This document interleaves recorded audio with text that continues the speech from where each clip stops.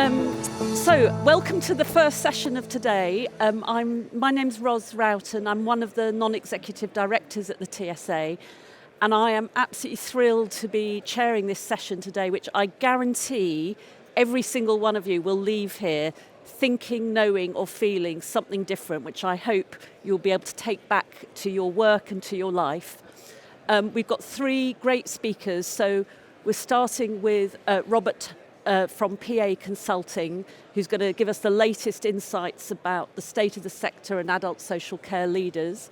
We're then followed by Alex Turnbull, who's one of the leaders at the UK's National Innovation Centre for Ageing, about some really extraordinary work they've been doing on citizen-based engagement, participation in design, and now this has gone global, so we're going to get some really good insights from their work across the world.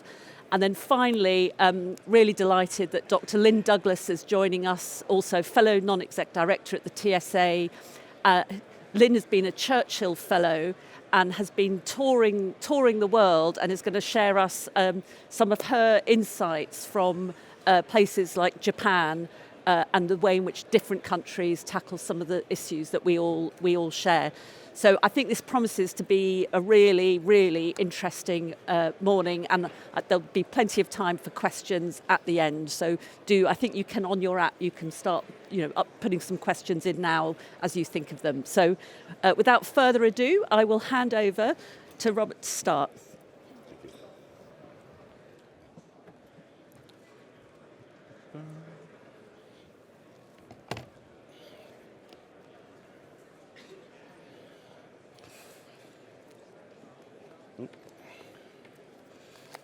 So, good morning, everybody. Bit of trouble with the stand here. Let's put this down here. So, what if this was the year that every council maximised the use of tech to support people of all ages? I'm going to take these off as well. You'll no longer have to justify its value because it's already embedded into everyday care, making a real difference to people's lives each and every day. Today, you'll learn about the progress councils are making towards this, the opportunities that they've identified to align tech to their priorities, the barriers that stand in the way, but also the enablers that are going to enable that success as well. I'm Robert Turnbull. I'm a consulting director at PA Consulting, and I oversee all of the work we do around care technology in the UK. Last year, I shared PA and TSA's first State of the Sector report with the conference. And since that time, 1,000 copies of this report, I'm sure you've all read this cover to cover, have been shared with stakeholders right across health and social care and the tech sector. And at the heart of that report was a survey that we sent to all directors of adult social care in the UK. Last year, for the first time, councils shared how they wanted to use tech to support their priorities, the ambitions for the year ahead, and the challenges and enablers that would shape that journey. And that's been really valuable insight for a tech sector that wants to be a really effective partner to councils to help them achieve their ambition. Building on that foundation, this year we've gone deeper. We've shared the survey again with all directors of adult social care. We've asked them a few more questions. And the first time now, we have a much clearer picture of what's changed in the last 12 months. What's working, what still needs attention as we move forward. Now this year we've decided that we would save some trees, so there's no hard copy report, but you do have some little infographics that you can fold out and read at your leisure. They have the key findings of the report. And I'll leave that QR code up there for a while. You can scan and get access to the digital copy of the report. There's also a QR code on the back of the infographic. So I'd like to start by sharing a story, actually. A few years ago, a director of adult social care joined a council with the personal ambition to mainstream tech within its council. They were really passionate about technology. They understood the outcomes that it could support for people of all ages, and they wanted anybody that could benefit from tech to be able to have that opportunity. But try as they did, they struggled to make any real progress. And like all councils, they were facing the same challenges that exist today. In fact, possibly more. They were under Section 114 at that point. But after months and years of trying to make that progress, the reality of the situation hit them. Ambition alone wasn't enough. And because of that, they decided to take some bold action to break that cycle. They concluded that what they really needed was the expertise that they didn't have to help them gain a focus, direction, and a plan. So they commissioned some external support.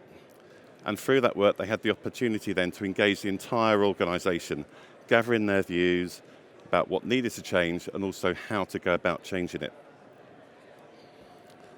It took tech from something that was barely a consideration into something that was right at the very heart of the conversations that they were having as a directorate. And because of that, they identified opportunities to unlock the potential of tech, and they co-created a strategy with a plan to double the size of the service in 12 months. Because of this plan and strategy that they had, they were able to unlock the small amount of investment that they needed to invest in the enablers of change. And then maybe 4 to 6 months after they started that work, there was a new wave of momentum that had swept across the council. They had a tech-first strategy, they were driving transformation and also innovation. And ever since, that council doesn't just talk about the ambition for tech, they talk about the action that they're taking and the impact that it's having on people's lives. And they will say in their own words that if they can do it, any council can do this. And I share this story because I think it epitomises actually the findings from this year's survey, that whilst councils are making real progress, actually bolder action is really needed if councils really want to fulfil the ambitions that they have for tech. It's wonderful that 100% of councils this year said that they felt that tech was a vital part of the social care offer, but only 55% of councils believed that they were really maximising tech. And that's a fantastic opportunity for everyone in this room. Right, so let's get into this then. So, councils have made real progress this year in shifting their tech ambition into action. We've been hearing a lot about that yesterday, we'll hear a lot about that today, about how councils are doing exactly so. In the last 12 months, councils have made some real progress in embedding tech into everyday care, and you'll see the growth that has happened in the last 12 months where real progress has been achieved. And that's impressive, I think, in 12 months, especially around mental health and transitions. And whilst that growth is impressive, it's still only 14% and 23% of councils that are regularly using tech in those areas. But the direction is in the right way. In some other areas, there's been smaller change, and in others, there's been a more backward step. And actually, one of the most striking things, I think, about this year's survey is the gap between where councils said they wanted to use tech more regularly last year and where they've actually been able to achieve that. So we take learning disabilities as an example.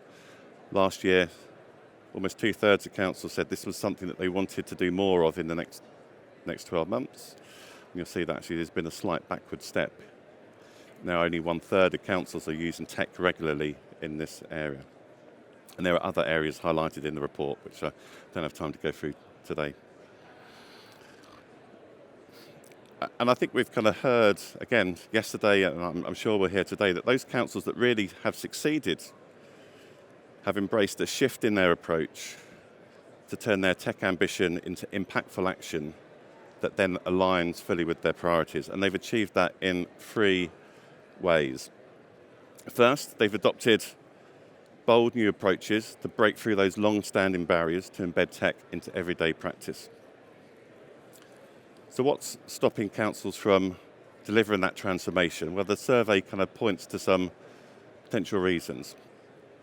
So the first is funding. So last year, 74% of councils said funding was the number one challenge getting in the way from achieving their tech ambitions. This year, down a little bit, 63%. So again, that's good progress, but still the vast majority of councils say that that's a significant barrier. And we'll return to this a little bit later. The second challenge is workforce. So last year, council said that workforce awareness of tech was the 5th biggest challenge that they faced in achieving their tech ambition. This year, it's the joint largest challenge with funding. Again, it's come down a little bit, so that's good progress, but councils are saying this is now a significant challenge.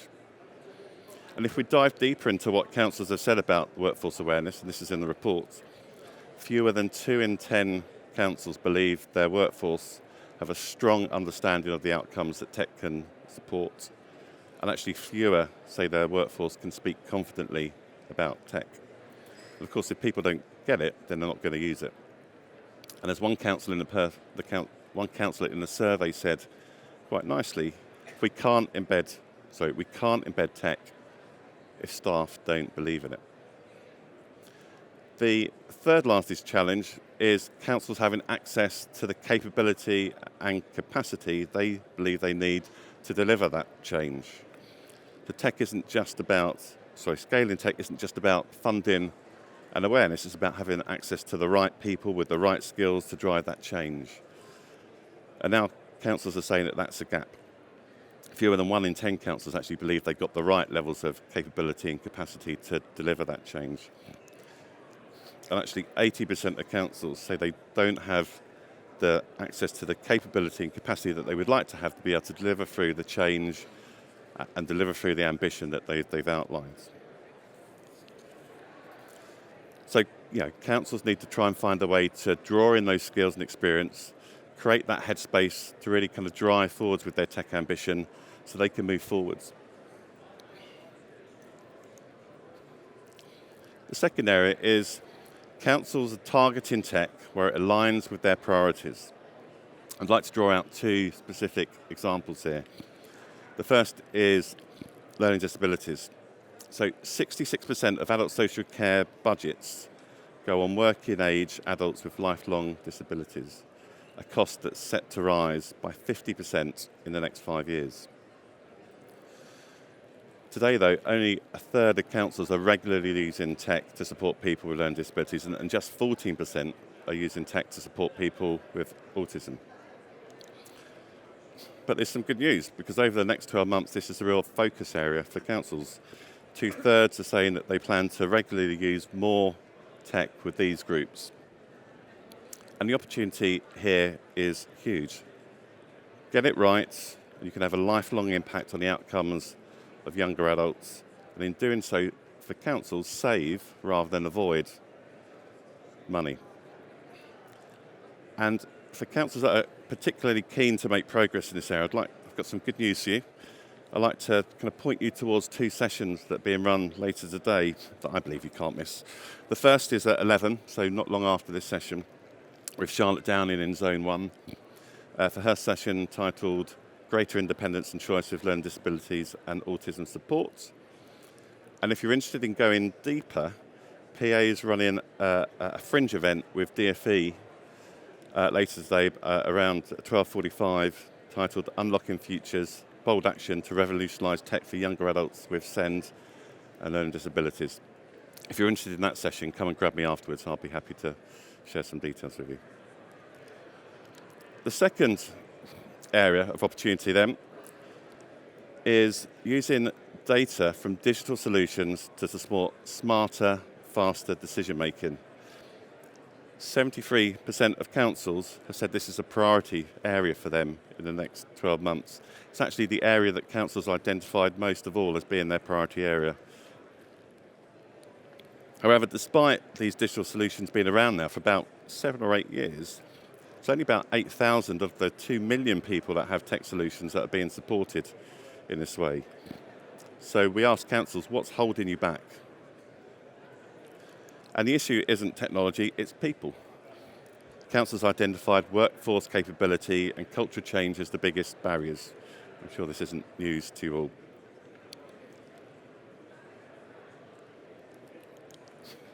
Only 9% of councils believe their workforce really understands how to use tech data to make smarter decisions faster. And actually 5% of councils say their workforce knows how to apply that insight to make better decisions and deliver better outcomes.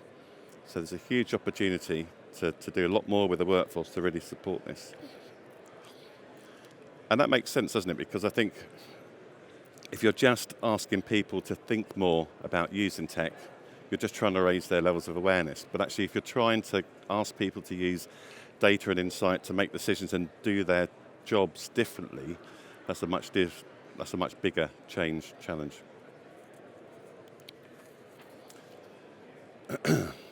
And finally, the third area, measure the impact of tech with precision to drive reinvestment and sustainable growth. I said we'd return to this. So councils have said that they don't just want tech to work, they need to see the proof that it delivers real impact.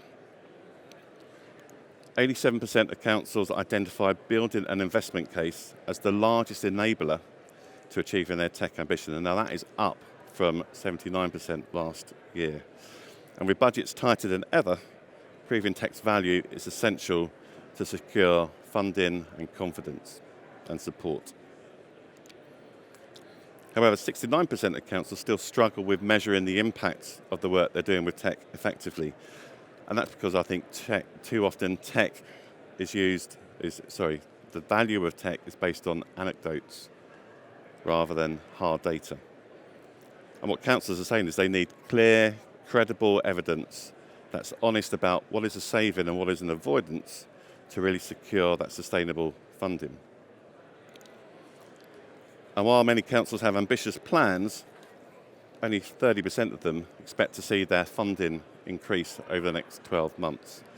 And there's some details in the report about where that funding will come from.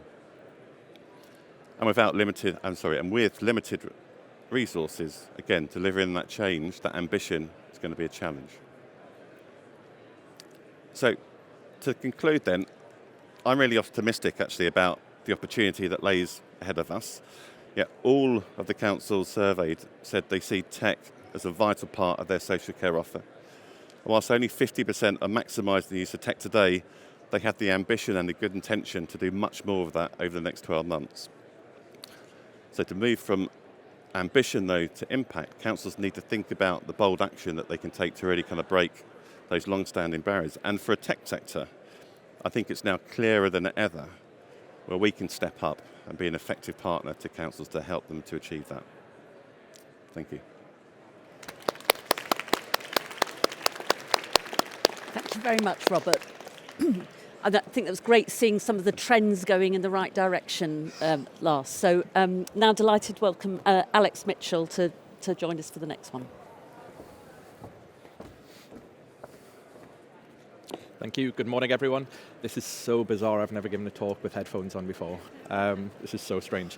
Okay, so as was kindly introduced, I'm Alex Mitchell. I'm from the UK's National Innovation Centre for Ageing. And in terms of the global health and social care landscape, I really want to focus on the role of human-centred design.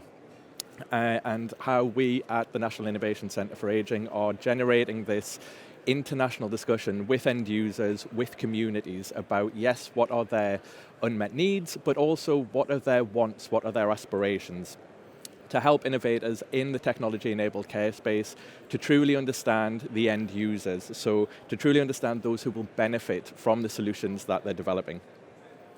And by doing this globally, we can really start to generate, as an innovation community, we can start to generate this discussion to learn from different geos, to understand what works and possibly what doesn't work as well. And then, as the National Innovation Centre for Ageing, we look at technology-enabled care through that lens of healthy ageing, of healthy longevity, demographic change, and also the societal changes that kind of arise as a result of that demographic change. So, a little bit about Nika and Voice first. We were established in 2017. I was talking to Ros beforehand. Ros was involved in the initial setup back in 2018, so I can't wait for you to find out what we've been doing in the last 7 years. And it was funded by UK government to bring together industry, the public, and research to co-design and co-develop new innovations, new products, services, experiences, environments to support healthy longevity through the life course. And it was a focus on solutions that really empower and enable us to live longer, healthier, happier, more fulfilling lives. But we know healthy longevity also brings its challenges. So although we are living longer, we're not necessarily living longer in good health. So this places, as we all know, really immense pressures on the social and healthcare systems. And this is where technology-enabled care can really come in to bridge that gap, to offer the proactive, preventative, and really person-centered solutions to empower individuals to manage their health and well-being. And these are some of the businesses that we've worked with to date since 2017, so from multinationals like Procter & Gamble and Pfizer and Danone, all the way through to innovative tech startups like Volunteero and social impact platforms such as On Hand, which you might have seen on Dragon's Den last year. And the key thing is that all of these organizations touch all domains, all sectors in all countries. Healthy longevity really does touch on everything from housing to transport, fashion to sport, all the way through to leisure. And just to touch on a couple of the key programs that we deliver from NICA, we delivered a UK government-funded program, which was the UK-China Accelerator. And it was all about building partnerships between the UK and China. And we supported 40 businesses to really understand what is, in effect, the world's second largest economy. And the businesses we supported were innovating particularly in the mobility and gait space. But our main program for supporting small businesses and SMEs is our Internet of Caring Things program. It's our primary vehicle for supporting those early stage businesses who are developing smart products, and particularly products that help us care not just for ourselves, but care for the things that we care about. So caring for our pets, caring for our hobbies. So products that not only keep us safe, but keep us engaged, keep us connected, and keep us active, so enabling us to live with purpose. And we've got members of the Internet of Caring Things team, Internet of Caring Things program team today, and also the Voice team. So can everyone kind of put your hands up who's from the team? Yep. So look around. If you want to find out a little bit more about NICA, Internet of Caring Things, or Voice, please just approach a member of the team at any point today. And as I keep saying, the core of our work is that user engagement. So because we really feel that user engagement is the key to making technology-enabled care successful. So at the center of NICA is an organization called Voice. And Voice was established in 2007, so predating the National Innovation Centre by about 10 years. And it is our international, intergenerational citizen network designed to empower citizens and communities to influence the future by contributing their lived experience, their skills, their wisdom, their knowledge to shape research and innovation that truly makes a difference. So innovation that addresses real-world needs experienced by real people every day. And we embed the voices of users, of Voice members throughout the innovation pathway. So we help businesses validate concepts, we help them develop ideas, all the way through to testing products and prototypes.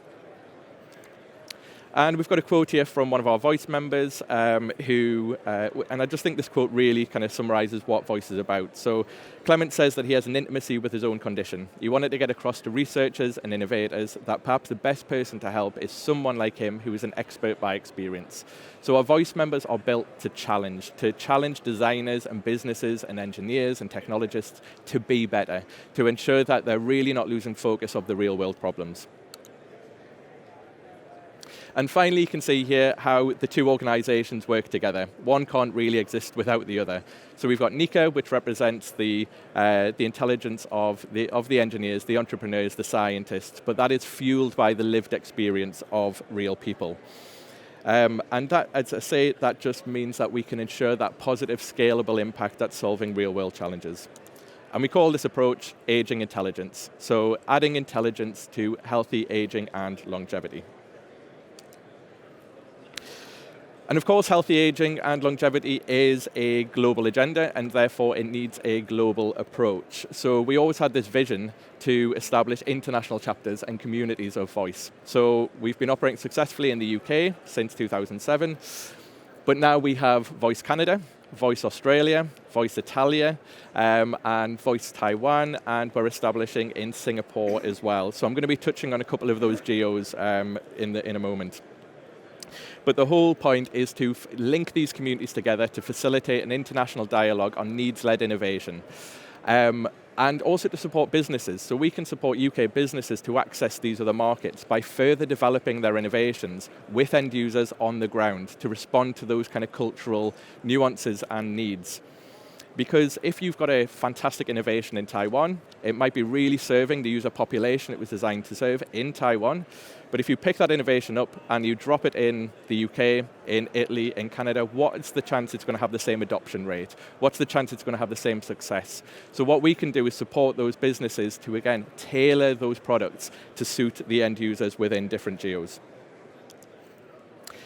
I talked about demographic change, so I'm now going to hit you all with some stats around demographic change, so I'm sorry if you've all got bad heads after last night. So, to set the scene, by 2050, 31 countries will have the same percentage of older adults of Japan's today. Taiwan will reach a super age society later this year. That's 1 in 5 people over the age of 65. Singapore becomes super age next year. In China, by 2050, almost 500 million people will be aged over 60. And globally, we are in this incredible transition. So at the minute, we have 1.2 billion people in the world over the age of 60. That's set to increase to 2 billion by 2050. So that's 2 billion people over the age of 60. And so what are these global implications for technology-enabled care? Well, we need to acknowledge that we're changing as people. We're all individuals, we're all shaped by this lifetime of experiences, and many people still have this view of older adults or of any generation based on outdated stereotypes, and we need to change that. So when it comes to designing technology-enabled care solutions, we really need to take that into account, that older adults aren't an homogenous group. We know that. So innovation needs to be needs-led, not age-led, and I think that's a pitfall that many companies fall into. They design for a particular age group. And if we address needs, we're going to have a greater impact on a greater number of people who need it. So a 95-year-old experiencing frailty might experience similar mobility issues to, say, a 21-year-old who's living with a neurological condition. If we address the needs, we're going to impact a greater number of people. When we look at housing, a lot of technology-enabled care is designed for the home, but we need to recognize the fact that the composition of demographics within the home is changing. So for the first time on Earth, right now we have 5 generations living together. 5 generations living together, shopping together, playing together, and we don't have experience of what that looks like. This is a first for humanity. There's not a precedence for it. So we need to view these changes as a societal play rather than an individual play, and technology-enabled care innovation needs to account for this. So how can we accommodate multiple generations living together at once?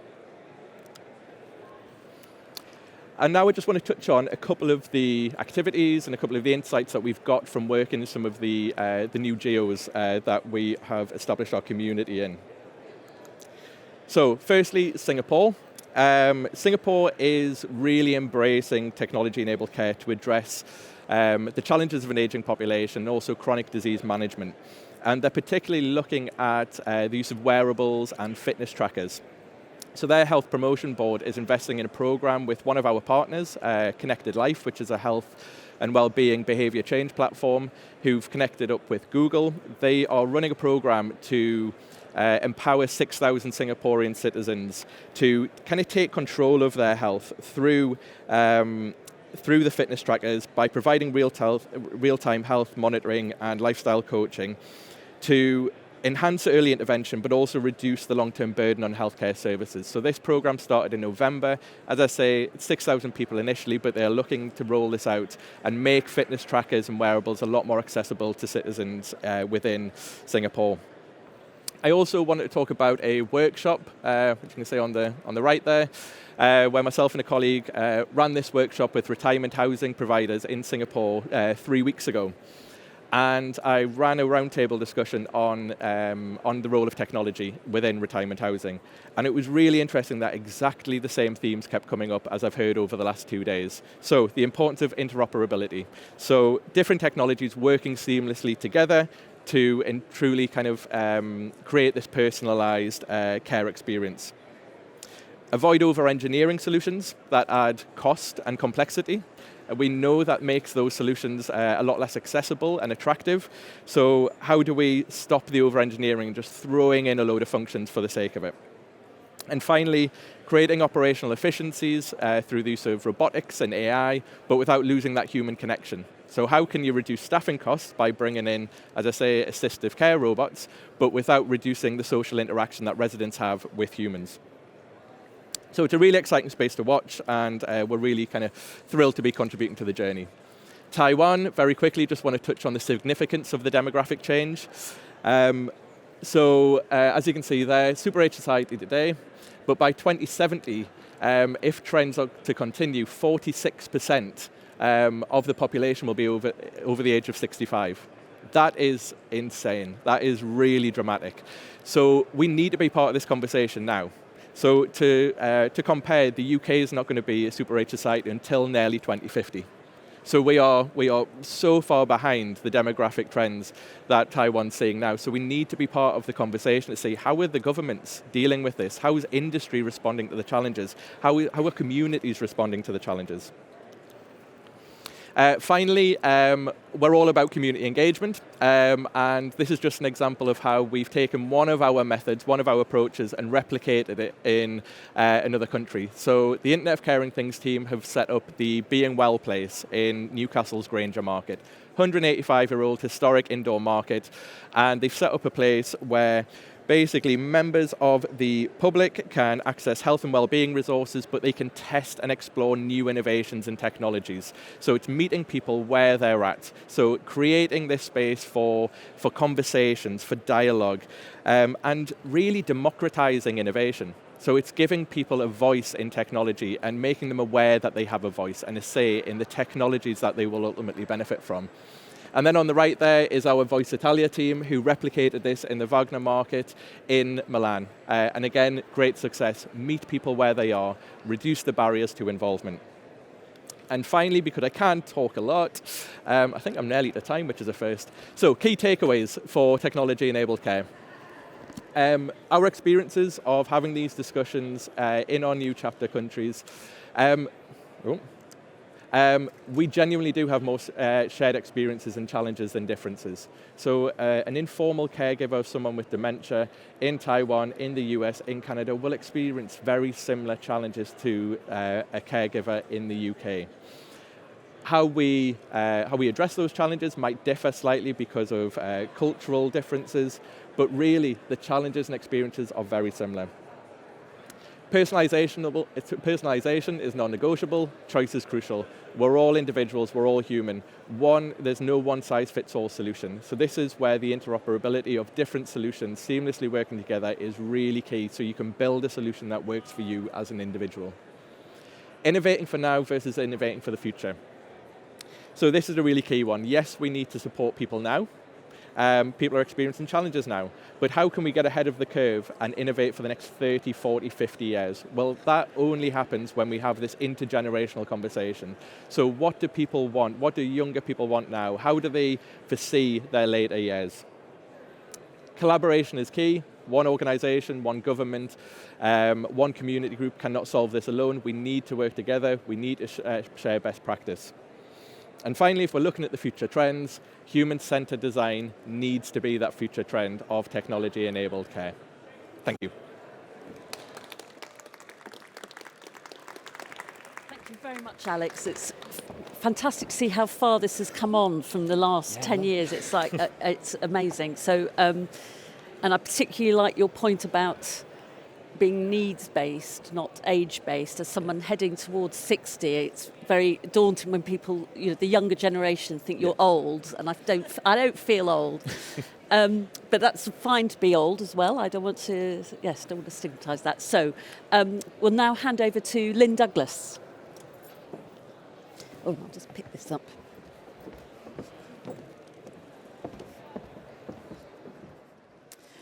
Well, thank you very much. It's very exciting to be here to be able to share with you some of my insights from what has been an absolutely fantastic opportunity as a Churchill Travel Fellow. And one of the key things about the Churchill Travel Fellowship is really to share the learning and the knowledge so that you can go out and maybe make a difference with some of the knowledge that we bring back as Churchill Travel Fellows.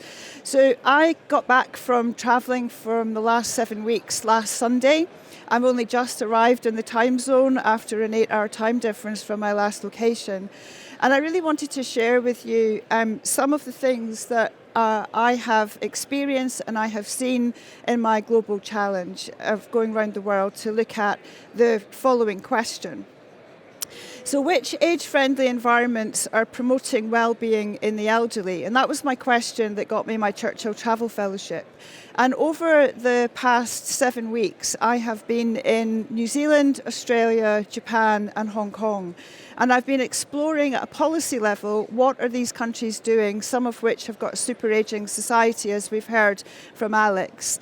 How is service delivery coping with an aging population? What does it mean to be old or aging in that country? And really having a look at some of the key technological innovations that are helping these governments deliver over that period of time that I was there. So as we've already heard from Alex, this is a global challenge. A super aging society is not just when people age, but it's also when you get a drop in the birth rate. And just about all of the countries that Alex has just described are seeing a drop in the birth rate. And in some countries, it's the lowest that it has been since records began. So that leads to a significant issue, as we've heard, around how a country, an economic system can actually have the money to be able to do all the things that they want to do when you have a super aging society. And at the moment, in the United Kingdom, we have approximately about 20% of people over the age of 65. And even in 15, 20 years' time, we're only going to get to 27%. Whereas in some countries, currently, the population is already hitting 28, 30% of people over the age of 65. And I'm going to really focus a little bit on Japan because it was very difficult to put into 15 minutes the learning I've had over the past 7 weeks in all of those countries. But the reason I've chosen Japan is because they've been living this for many, many years. And I'm a great believer. I used to think that I was the most innovative person in the world. I could take a challenge and think about something innovative to come up with a solution. But I strongly believe, and I have done for many years now, that the solutions to many of the problems that we see have already been tackled somewhere in the world. So having a global perspective and looking out of our own country and our own boundaries to see what others are doing, I think is a really very important thing. So one of the things that really inspired me to do this piece of work was reading about the UN Decade of Aging. And it has been a real focus for them to think about how do countries start tackling the super aging population and what are they doing to encourage and work with people, not just older people, but everyone in society, because everyone is going to get old if you're lucky. And what can we do to actually help that? And these 4 work streams are being adopted in many countries around the world to actually implement some of these strategies to help with the aging population and to help people live better, whatever age you are. And one of the things when I was the Chief Exec of Build Housing and Care until last year, we were looking at ageing in place and we were looking at age-friendly communities and thinking about how do you create age-friendly cities and communities. And if anyone doesn't know about the WHO Ageing in Place framework and you're involved in creating new communities or working to transform your services, then these 8 domains are a very good place to start. And there are many, many places around the world that are already doing this and doing it really well. So the age-friendly environments really empower and enable people to live the life that they want to live, to be personally connected, and to enable them to live independently in a healthy way as they grow old. And so when I went to Japan, I visited many places in Japan, but Tokyo, for example, I didn't know this until just recently, but Tokyo has 62 cities within the metropolis of Tokyo.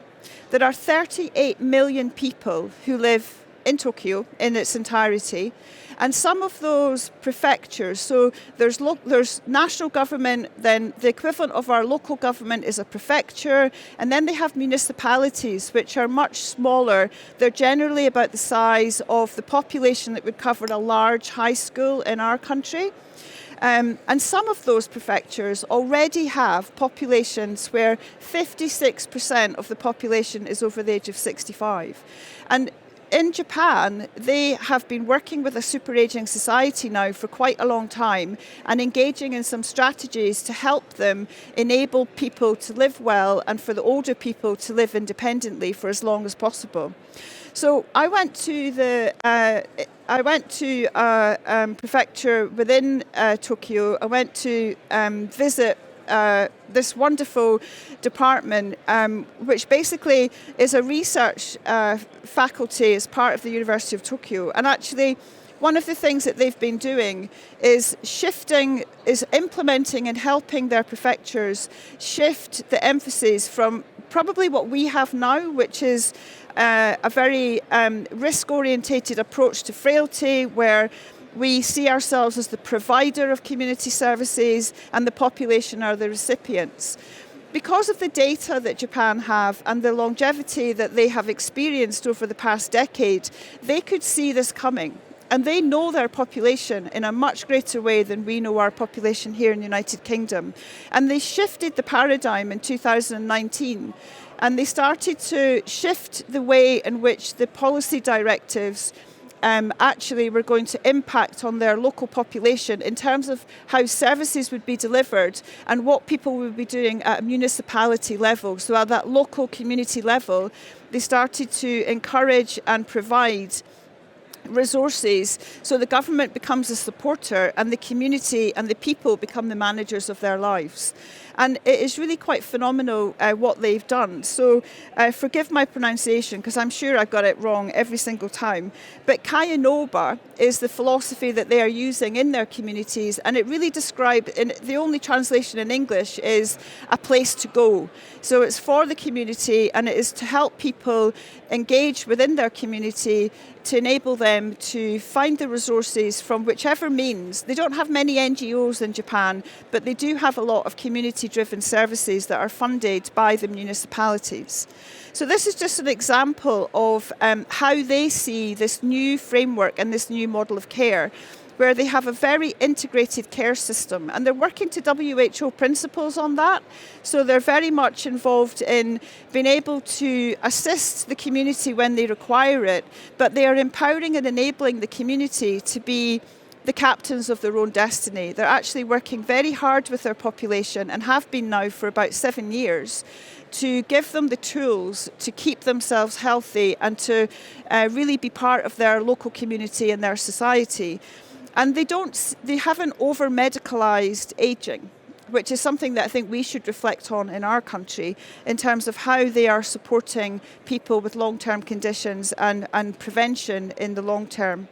So this is really 3 slides put into one, so forgive me for this, but I wanted to share this information because I think it is actually really very important. So if you look at the bottom, your bottom left, within the prefecture of Kanagawa, where they have a high proportion of older people, they have this philosophy which is based on Asian principles, but they call it Mibayo.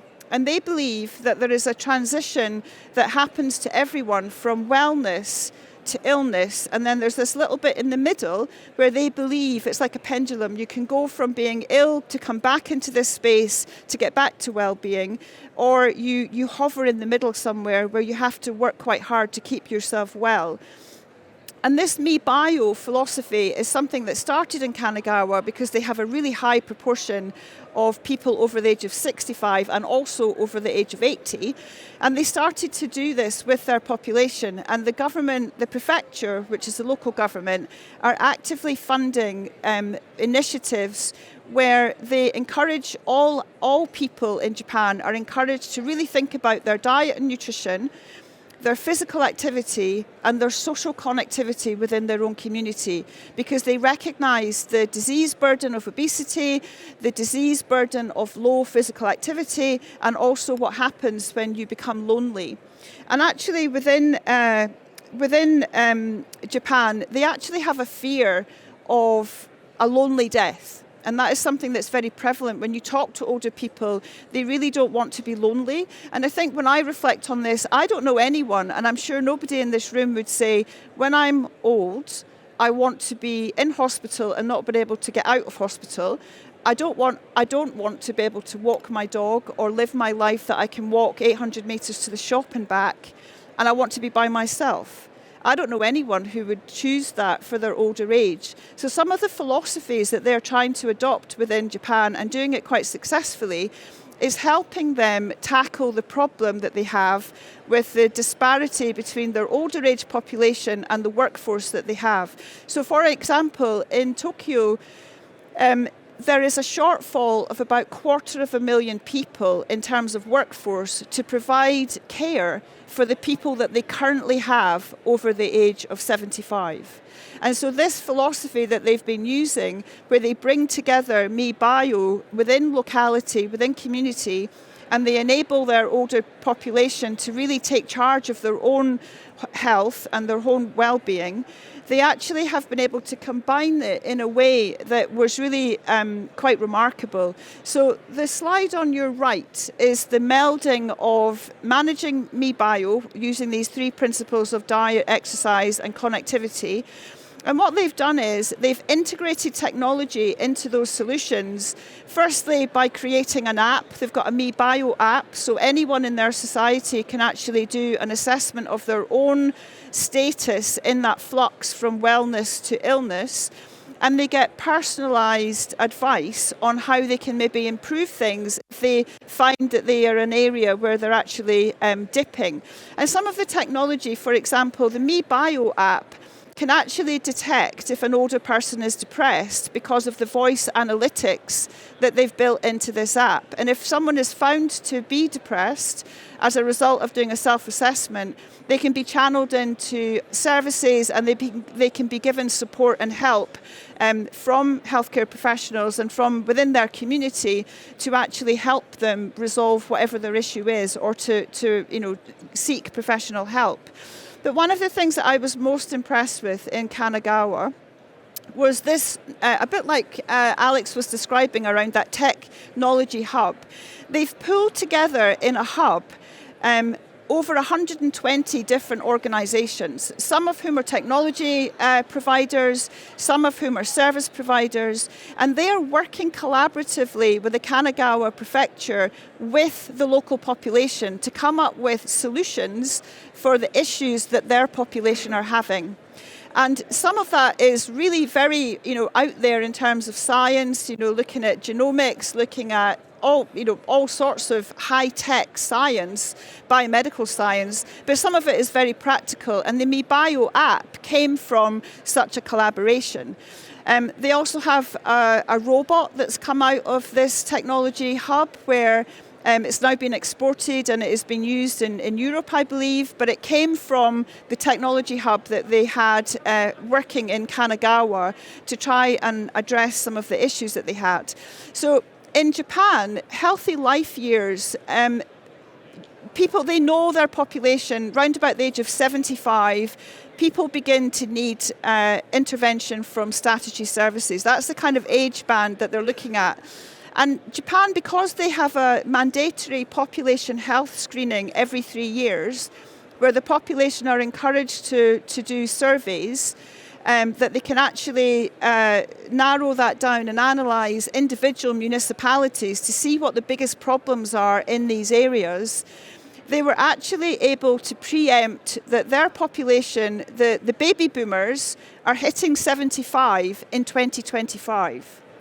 So they know that they have a big surge of people coming that are going to require intervention and care. So that's why they started this long game back in 2018, 2019. But they've actually been working on it for much, much longer if you actually look into their history. And their philosophy and their culture promotes this desire within the Japanese culture to actually keep themselves healthy, connected, and physically active. So I don't have time to go into all of the wonderful things that I saw, but this is a really good WHO slide that I was given by the Kana prefecture. And it's just 3 different examples of age-friendly practices that they're doing in different municipalities within their prefecture. And some of them are very simple, but they're having a huge impact on their local population and their older people in those different areas. And they very much go with a societal-based solution to a problem. So the middle one in Matsuda is 2 people who basically go to the big supermarket, which is many miles down the mountain from where the community actually live, and every day they stock up on fresh fruit and vegetables, fresh food, and they have a tiny little van, which is, a really cute little tiny van that goes up the mountain, and actually all of the local older people come out and buy their groceries from that van. And it means that they don't have to travel down the mountain. It means that they have access to what they need on a daily basis. And it is just a really good example of something that was quite simple that one of the local citizens decided to do and got money from the prefecture and now does the service every single day to enable his community to live well and live independently. But they've done all sorts of things in this particular little town where they've looked at wearables, they're looking at use of technology and how to keep people well in this remote and rural community within Kanagawa. So how does this reflect and what does it mean for the United Kingdom? So I just had a look at a few things for putting this presentation together, and the 3 things that they do, the MiBio concept in Japan is not rocket science. It's not difficult. It's quite easy in terms of it's simple advice, and it is really something that is not a difficult thing to start thinking about, whoever you are in our society. So one of the things, I looked at the Global Nutrition Scorecard, and you can see that in terms of diet and nutrition, in Japan, every school has a nutritionist. And the children walk to school and they have a physical activity goal where they're trying to encourage their children to undertake physical activity and eat well. And actually, when you look at the adult population in the UK and in Japan, you'll see that our obesity rates in the United Kingdom, which is a measure of our diet and nutrition and our obesogenic environment, we're sitting at roughly about 32 to 34% of our adults are overweight or obese. When you look at Japan, that is 6% for men and 4% for women in the same age category. So there's something that they are doing that is having that impact on their society. And yes, they do have a different culture, but I think it's quite important to reflect on the reasons that they're doing this is because of the disease burden that occurs in the long term if we don't address some of these really basic factors. I couldn't find accurate figures for physical activity. There are some very good published papers in Japan on the impact of older people doing 6,000 to 7,000 steps on their longevity and their physical function, but I couldn't really find reliable data for the United Kingdom for that age group. And the other marker that I've chosen, which is a reflection of their social connectivity and social activity, which is very much what they spend a lot of their money on and a lot of their time on within these communities. Loneliness is a marker for social connectivity. And what this demonstrates is that over the age of 65, you can see that there's over 70% of our older population, and these are Age UK figures, have described themselves as feeling lonely at some point in the previous month. And when you reflect on, that's 30% in the Japanese culture of the similar age. And that's because they're very well connected within their communities. And much of the activity that I learned about was actually driven by housing associations, resident associations, and community partnership groups. So it's not rocket science. It's actually just about the principles of living well in the community. So very quickly, I'm just going to whiz through some of the other things that I saw that I think are really relevant and important. I met lots of robots when I was in Japan. These are just some of them. This was in Fukuoka. This is a center for dementia. And there are many robots that have been co-produced and designed with people who suffer from Alzheimer's and their carers. And these are some products that they have, prototypes and also on the market, that they've developed using user-centered design. There's no doubt that in Japan, you are hit with an absolute overwhelming choice of technology. And these are just a couple of slides from one of the largest tech stores, I think, in the world, that I went to just to see what I could buy if I was a Japanese citizen. And there is no doubt they're obsessed with health and well-being. There is just about every wearable, consumable item that you could buy and purchase to monitor your own health. But it doesn't extend to technology for wellness. It extends to technology for living. If anyone's been to Japan, you'll know that they have the most amazing toilets that offer dignity and independence to people, and everybody has them. Everybody has them. Public toilets have them. You know, it's just a routine thing that they've embedded within their community that is a high-tech piece of kit that offers people dignity and independence. So the one thing I wanted to say is, don't believe everything you read in the press or what you hear. Robots are not looking after older people in Japan. There are robots, but they're very niche and very specific, but they are not looking after older people in Japan. And I think that one of the things that this drive to do economic growth and use technology as part of that economic growth, it is estimated in 2025 that $3.35 billion will be spent in Japan on technology by their population. So it's a huge opportunity for a country to economically grow if they can design and make technology that's going to work for their general population. And I would say that in Japan, one of my greatest learnings was the culture for innovation, adoption and spread at speed is way better than anything I have seen in the United Kingdom. They can literally do things for a population of 30 million in a time scale that probably would take us double that time to do half the population. And that is something that is really interesting to look at. What are the conditions for change, and what are these leaders doing that are enabling people to do that at pace and scale? There's no doubt that AI was a key part of the discussions that I was having with people, and that is a whole other presentation around the role of AI in how we adopt these new approaches. But I think that the key drivers one of the key drivers for them is being focused on their population, enabling their population to live well, and they're going about that through economic growth as well. So it's very, very good way of approaching. So my key reflections. Japan are proactively enabling their population, and I think I've come back with this view that it's not just about aging well. It's about living well, and we have to stop thinking about aging well as being something different from living well, because we're all going to get old. And that is something that we need to start thinking about in how we do our policies, how we design our services, and the transitions that people make. Because you can age at any point in your life. It doesn't have to be when you're over the age of 60 or 65. They can adopt and implement evidence at scale. It was actually quite galling to find out some of the things they're doing in Fukuoka around dementia is actually evidence that we have here in the United Kingdom. But are we doing it? No, we're not. So the question is, why not? They use public health data to locally design services, and I think that is a really important part of what we're discussing about. We can be specific about the services we design if we have the right data and we're using that appropriately. And it is very much about community-driven, proactive and preventative engagement that is driving this perspective that they have on living and aging well.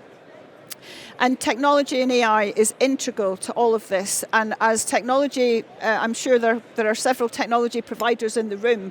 The question I have is, it's not just technology-enabled care, but we have to start thinking about the bit that goes before that, which is technology-enabled wellness. And how do we actually start talking about that in addition to technology-enabled care? So my very final thoughts. This was an amazing building, by the way. This was in Hong Kong. This is the Palace Museum in Hong Kong. If anyone gets the opportunity to go, it is a phenomenal building. But my thoughts as I have landed, I have been thinking about everything this past week, putting this presentation together. I worked in the NHS for over 25 years. And my question that I ask myself all the time now that I've been on this trip is, yes, it's important. Yes, we value it. Yes, we love it. But should it be everything that we spend our money on? Acute services is sucking up all the money that we have to spend on all of this agenda. And that is my question. Should it be everything? When does our long game begin? Because this is not going to be fixed overnight. When does our long game begin? How, as individuals, can we make a meaningful contribution for our society? And that's something that I think we should all reflect on and think about. And my final reflection is, it's not just about aging well, but it's about living well.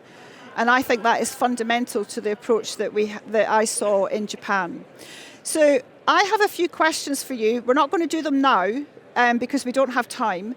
But in your app, in your conference app, under Q&A for this session, there are 7 questions that I would be very grateful if you could fill in, and if you could get everyone that you know at the conference to fill in, and the results will be available in the app by the end of the day.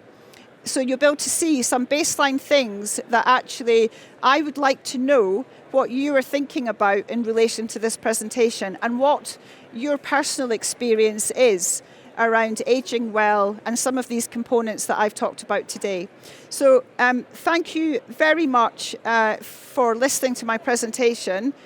And I'm publishing a few blogs on LinkedIn if anyone's interested, and my Churchill Fellow report will be available on their website in the summer. So thank you very much.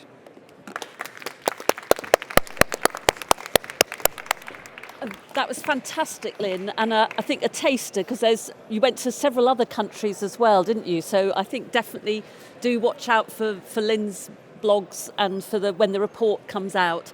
I'm really sorry we've run out of time for questions, but I think we're all here at the conference, so do come and grab people if you've got anything you want to ask.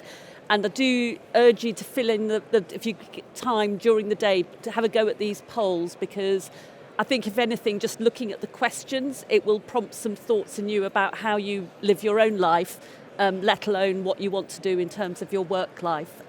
So thank you very much to all of my speakers this morning, and enjoy the rest of the day.